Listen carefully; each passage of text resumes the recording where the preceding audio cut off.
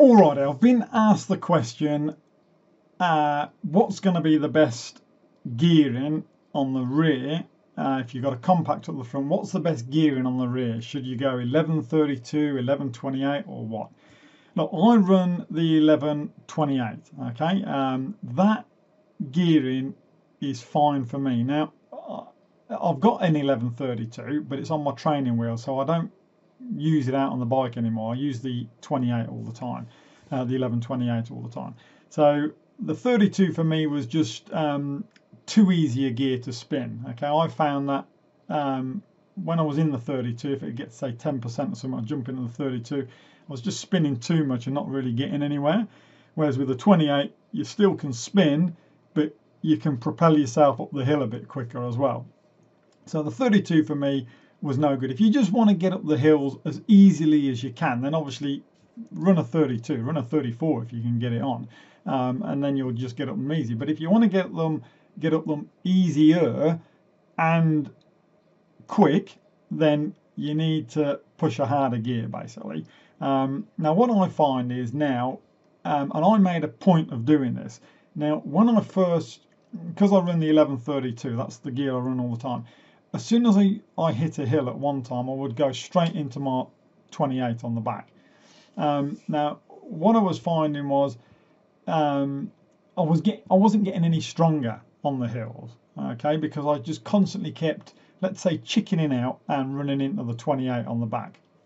What I do now is I very rarely use the 28, okay, so I'm down a few cogs and learning to push the harder gears. I've been doing it for a few months now, and I've become much stronger, and I can even push, say, the 25. I can push that at that higher cadence still. So it's easier on me to do it, but I can push the harder gears, which means I'm going to get up the hill quicker. And the thing I found was with having the 28 is you just constantly ran into it. So definitely go an 1128. It's a good gear range to have, but try to stay away from the 28 unless you need it. I use it now purely as an emergency gear. So let's say the gradient gets up to 10% or something, then it's good to have the 28 there. You can jump into it and spin that little bit better. Okay, so that's the reason why I like it, and I won't change from the 1128 because it is definitely easier if you can start spinning up a bit more. But try not to use it under that 10% zone. Try and just stay out of it, and that way you'll get stronger on the bike as well. You'll condition your legs to be able to push a much harder gear, and if you can do that, it will help you on the flats as well as on the hills. So that's what I've done over the last few months, probably the last 4 months or so, 4 or 5 months. I haven't hardly used the 28 at all. We've got one hill on one of our rides, it gets up to about 26%. It's a real doozy, and obviously I'll go into the 28 then it's nice to have it.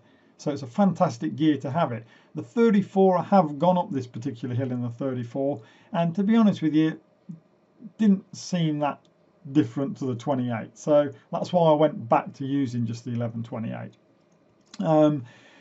So I think if you run that gear in, but try not to use the 28 unless you really need to, you will get stronger, and it will help you to push a much harder gear up, and that way you can start to spin up in a harder gear, and that way you'll get up to the top a lot quicker as well. And it will also help you on the flats.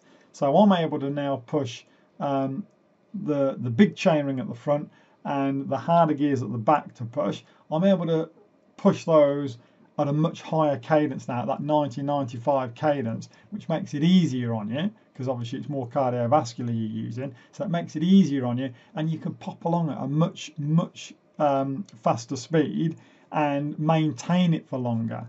So it's about enabling yourself to push the harder gears. There's no point, which I made the mistake of, there's no point just running into the easy gear every time it gets a bit tough. You're more or less chickening out, I reckon. And what I was finding anyway with me, by doing that, I wasn't really getting any stronger because I wasn't conditioning my legs to be able to push those harder gears. So that's what I did anyway, and it has worked for me because I've definitely become a heap stronger on the bike, and I'm able to push those harder gears for longer at a much higher cadence, whether I'm on the going up the hills or on the flats. As I say, I still use the 28, but it's got to be pushing 10% before I go into that 28. So if it was me, I was giving you advice as to which one you're going to use. I would go the rear 11/28 and compact up the front. Now, this comes into another thing now. Just a few weeks ago, I was actually considering, and I still am considering, going back to a standard crank up the front. Okay, so that's proof as to how much stronger I've become on the bike by not constantly going into the 28. Maybe if I had a standard back on the front, I would then use the 28 a lot more on the hills. So I'm considering going back to a standard crank. I don't know. I may do. I'm not 100% sure about it yet. But definitely, as an all-rounder, an all-round gearing, for everything, for along the flats, up the hills, all the rest of it, I reckon a compact up the front and the 11/28 on the back is what I would say, rather than the 32 on the back, the 11/32. So definitely for me, the 11/28 on the back and a compact up the front. Maybe I'll go to the standard again, but at this stage I'm sticking with the compact and the 11/28. Anyway, I hope that's cleared a bit up for you. You got any questions or comments, you can post them down below.